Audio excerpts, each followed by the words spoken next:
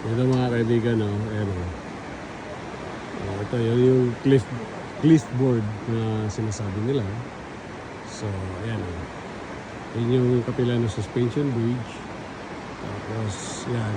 Basta dito ako.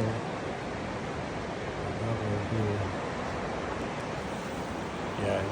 Tapos, yung friend ko, pupunta siya dun sa kapila no suspension bridge. Tapos kukunan ko siya ng picture.